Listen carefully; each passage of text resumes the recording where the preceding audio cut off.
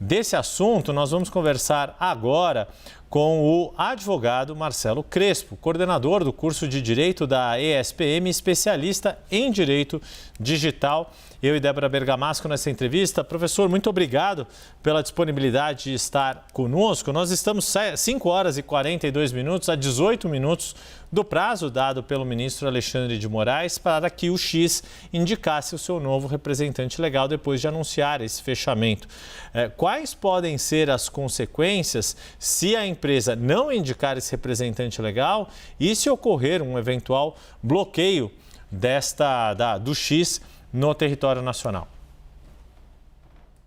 Boa tarde a todos, boa tarde Yuri, Débora, obrigado pela oportunidade. É um assunto que está mexendo com todas as redes sociais, né? O assunto está em todas as redes, apesar da plataforma principal ser o X, a discussão.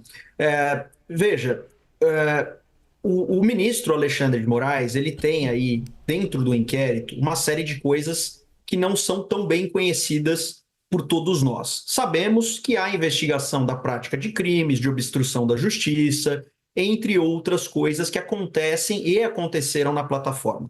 Como regra, a gente precisa pensar o seguinte: se estivermos falando das consequências criminais, essas consequências vão dizer respeito a uma desobediência de ordem judicial, eventualmente atribuição da responsabilidade penal pelos crimes que foram cometidos, seja pelo Elon Musk, pelo presidente da empresa, por quaisquer representantes ou pelas pessoas que têm as contas ali.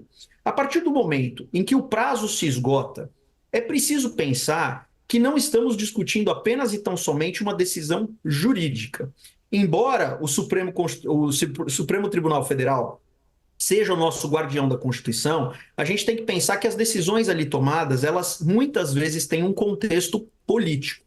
Eu não estou querendo dizer que não tem fundamento jurídico, mas qual é o ponto? Se o ministro determinar, então, o bloqueio da plataforma, isso pode acabar acontecendo nas próximas horas, nos próximos dias, e vai funcionar, provavelmente, a partir de uma ordem expedida para os provedores bloquearem o IP da aplicação. E aí nós não teríamos acesso à aplicação como regra. É possível acessar a plataforma mesmo com esse bloqueio? É possível acessar através de uma VPN, uma rede paralela da internet, que não mostra que você está posicionado no Brasil. Então é como se você conseguisse disfarçar a sua localização para continuar acessando. As consequências jurídicas são várias a partir daí, e aqui cabe uma certa elucubração, cabe pensar em hipóteses. A gente vai ver na prática o que vai acontecer. Por quê?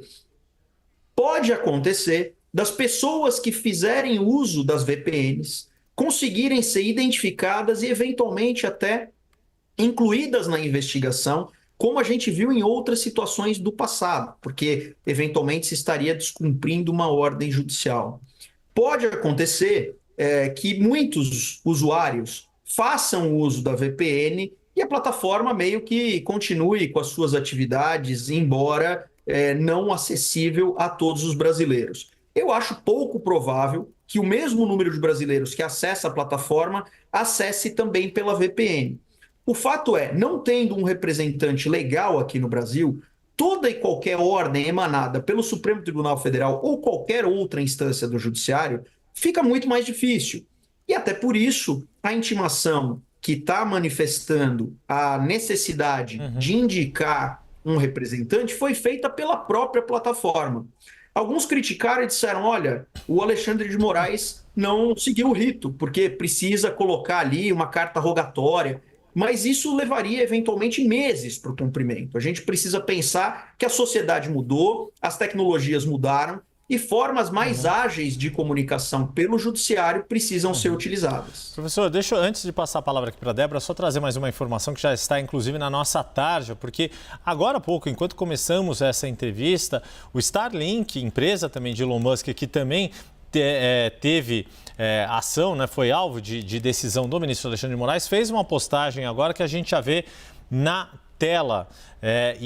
Essa postagem diz que no início desta semana recebemos uma ordem do ministro do Supremo Tribunal Federal do Brasil, Alexandre de Moraes, e inclusive marcam a arroba utilizada pelo ministro do STF nesta plataforma, segue o Starlink.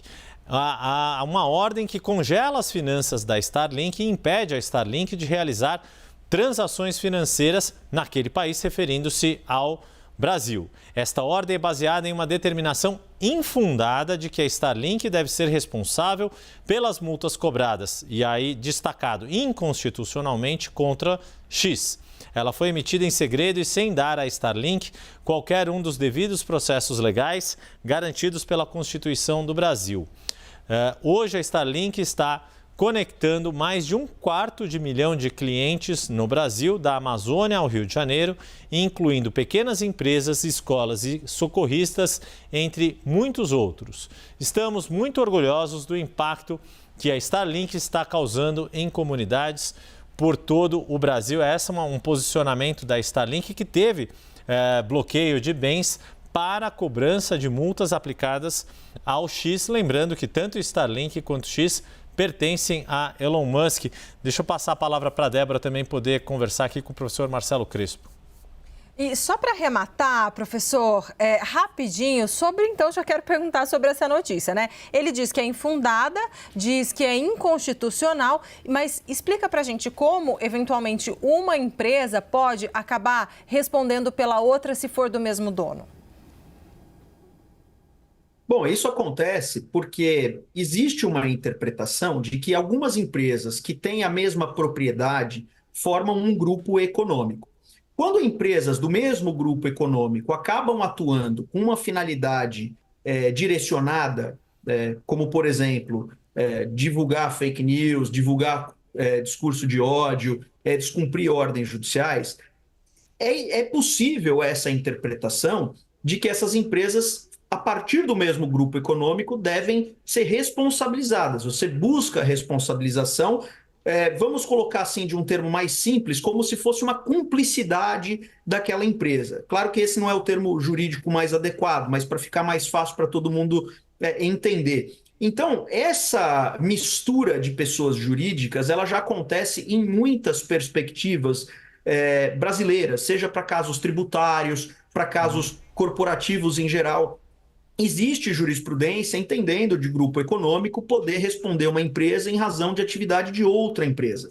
Isso não é um absurdo por si só. Pelo contrário, existe jurisprudência nesse caso.